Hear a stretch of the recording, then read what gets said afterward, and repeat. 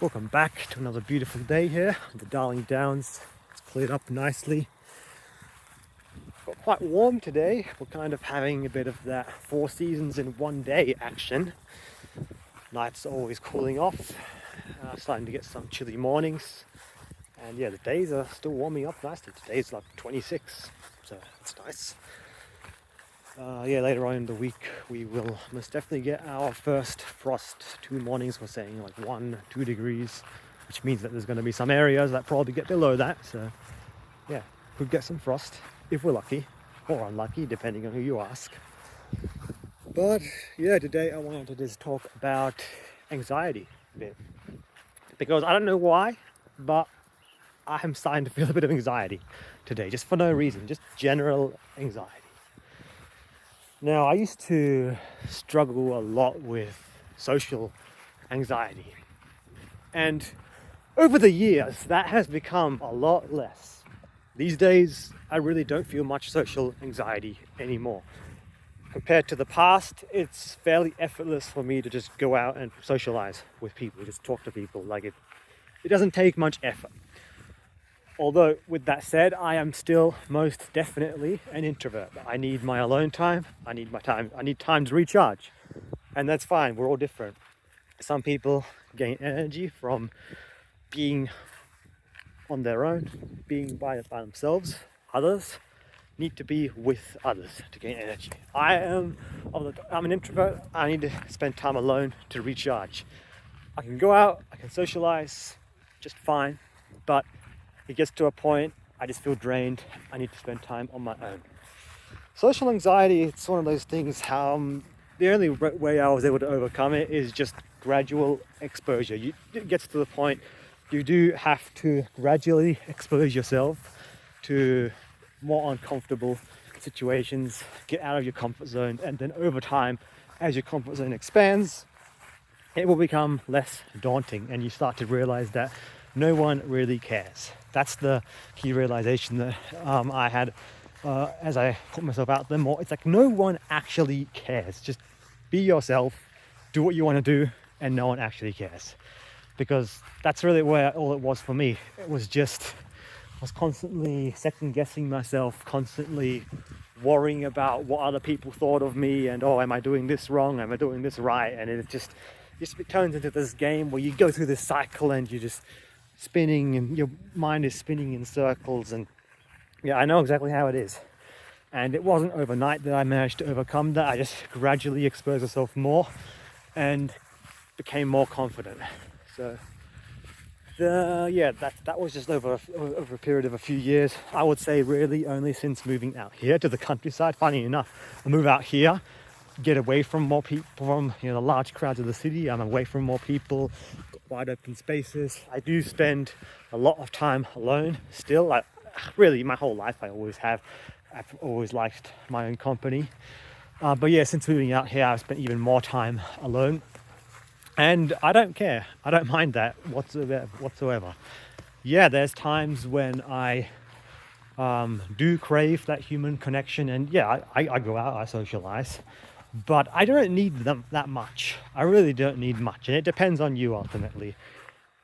Because it is true, we're humans, we are social beings. We all need some form of social interaction, some more, some less. But yeah, social anxiety, that is definitely it can really cripple you in life. It can just really hinder so many opportunities, hinder you from even just realizing what opportunities are out there. Because whatever you're doing in life, a big factor that can contribute to success ultimately is who you spend your time with, who you know. Like, they say often, who you know can be as valuable or even more valuable than what you know. And in my experience, my short-lived experience thus far on this earth, that definitely is true. Like, yes, skills matter, what you know matters, but if you don't meet the right people that are there, especially when you're young, especially when you're starting out, if you don't meet the right people that can guide you towards the right opportunities, it can be very, very hard. It's only a minority of people that are really able to make things work on their own. Now, let's say we all need guidance. Like I don't know everything. I need guidance. So yeah, that's one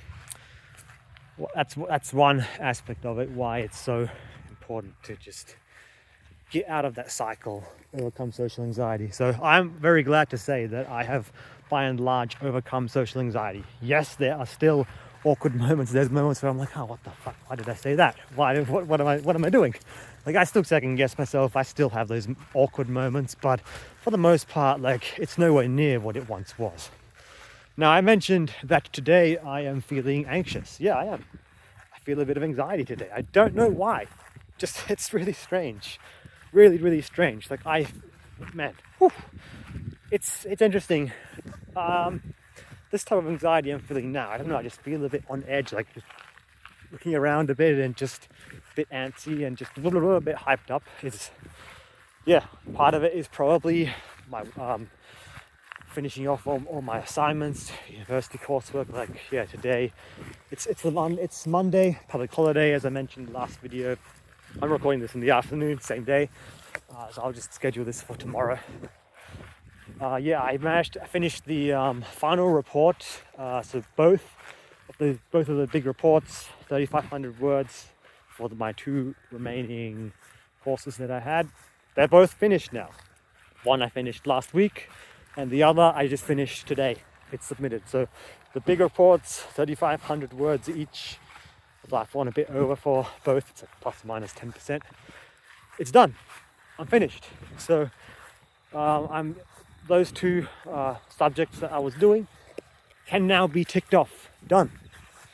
All that's left is 2 more days doing my placement with the Rangers, and I've got to do a final report on that. Just a reflection, going over the highlights, what I've learned, what I've done, all that. And I have to get my timesheet signed off by them just to confirm that yes, I've attended the required days and all that. And I just got to go and submit, and then I'm done. It's due next Friday, 15th. Although I do have a short 3-day extension at my university. It's quite funny. Like, it's since last year. It's actually, you can, without any evidence, you can just apply for a 3-day extension and you pretty much always get it. Like, that's the way. It's like with getting extensions for assignments, you can either apply for a 3-day short extension or a 7-day long extension. For the 7-day long extension, you need to have like a clear reason, like clear evidence. Like, you can say, okay, I was sick, and you need to upload like a medical certificate, or if you have this work thing, you got to upload evidence, and then they'll grant you a longer extension. But you can get up to 3 days without uploading any evidence. You can just say work reasons, personal reasons, and you pretty much always get it. So believe me, I have been making use of those 3-day extensions and just applying in advance, especially when there's been assignments clashing, just to give myself some extra time. And for those final ones, I just applied for the 3-day extension just in case. I don't think I'll need it. Like, with these 2 reports, they were both due today. One I submitted last week, the other I submitted today. I also got a 3-day extension for those going back a few weeks. I didn't even need it. So a lot of cases I don't need it, but I just like to do it just in case, because life can happen. Life can throw things at you, and then it can make things difficult. I've had it happen in the past, so I just like to give myself a bit of extra time. Although, I don't know, it's also could be good. Just, it can also be a double-edged sword if you're always relying on that. And then, last year I was constantly relying on those short extensions. That this year I've been pretty good. We're pretty good with getting things done on time. So I don't know. I think this anxiety is probably just a bit of anticipation, really. Anticipation that, hey, all your hard work is paying off. Finally almost done. I remember back in high school, I did my last 2 years at high school. I did the IB program, International Baccalaureate, which is like a special program. It's like IB. I've got some strong opinions on IB, but it's a rigorous selective entry program. You get an IB instead of just doing regular high school. you just do IB diploma in the last 2 years and then you get that. I did that, and man, I remember when I was done with that, it's I had a lot of anxiety suddenly, like at the very end, of course, with exams and everything, but like after I was finished. That's a strange thing I found. Oftentimes I get anxiety after I'm finished something. You know, when I achieve something, I just suddenly get anxious, and I'm almost there. I'm like in the home stretch, almost done. And all of a sudden, like, yeah, I'm just getting this anxiety coming up, and it's probably going to stay with me until I finish, and even maybe a bit after then. It's just, I don't know, it's all coming up now. Just been so busy, just been working at it every single day.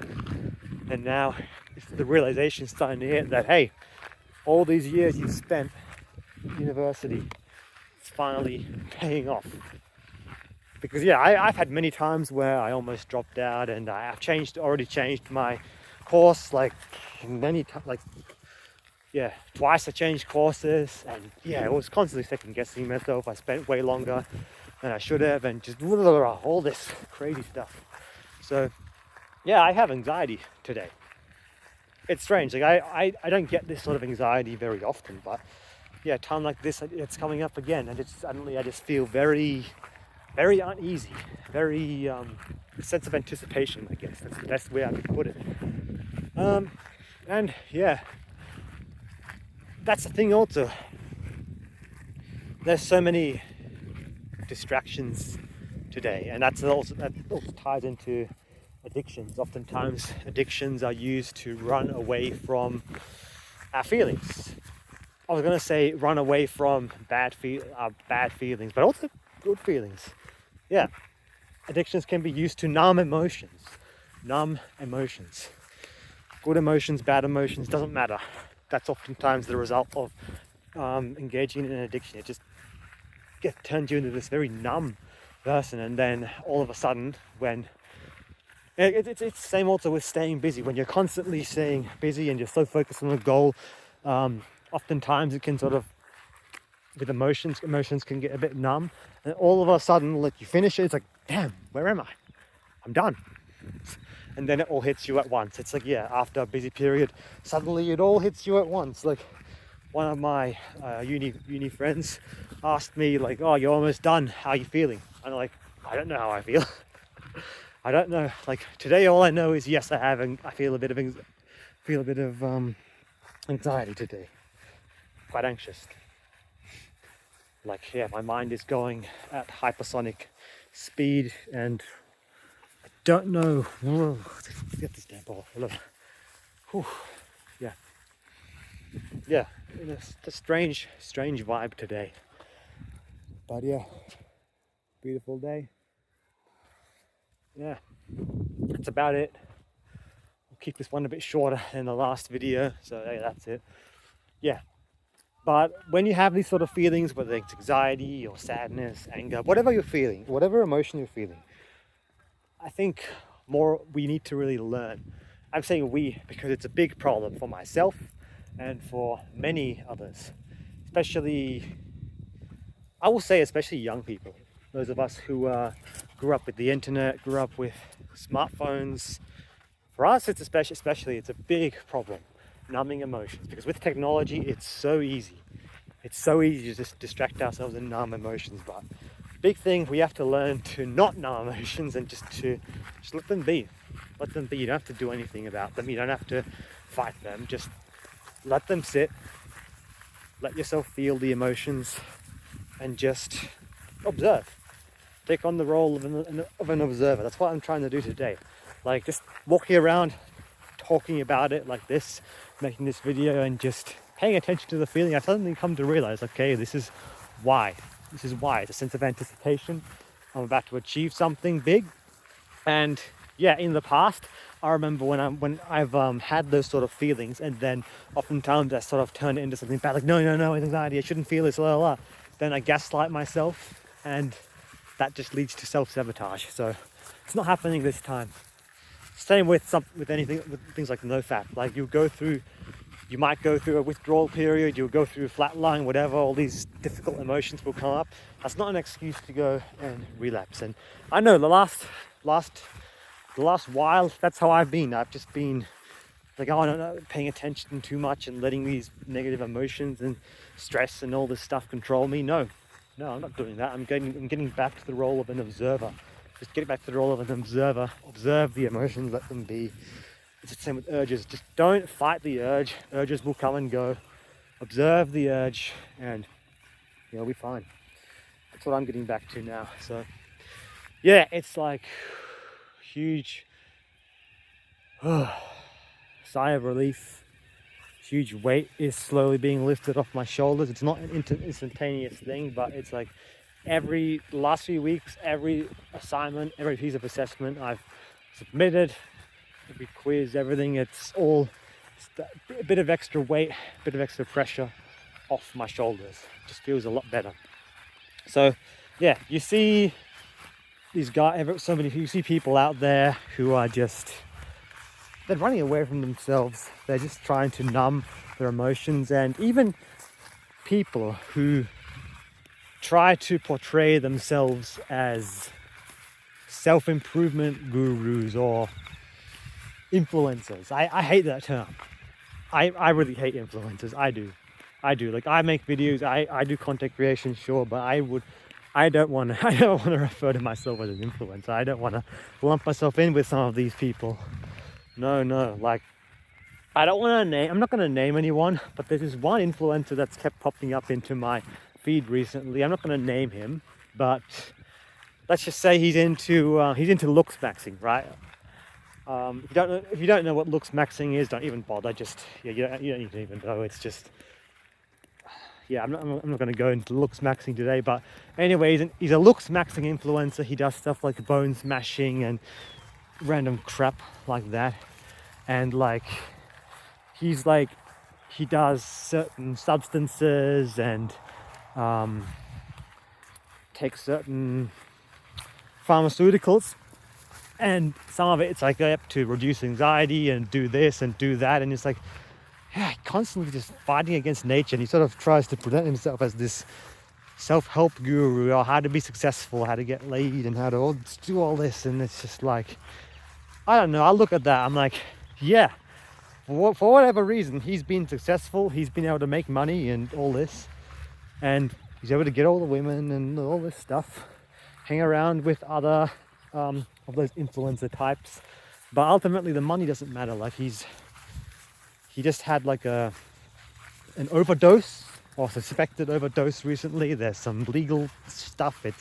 I'm not going to go there, but yeah, that's who is out there now as an influencer, as trying to present himself as an example for young men.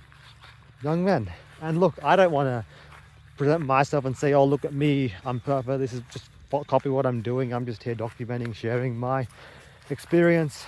But really, the only message from my videos that I want to get out there is, don't listen to me, don't follow me. I'm just here to share an example. I'm just a regular guy trying to better himself. Don't just copy me, don't follow me. Really, like, just don't blindly follow and trust anyone. Really do some deep introspection, look at your own life, because we're all different. What works for me might not work for you, and vice versa. So don't just go around copying people and try to be the next influencer. Yeah. So that's it. Just wanted to share these thoughts. Just a bit of anxiety, strange times, but yeah. Anyway, that's it. I'll see you all in the next one. Always enough.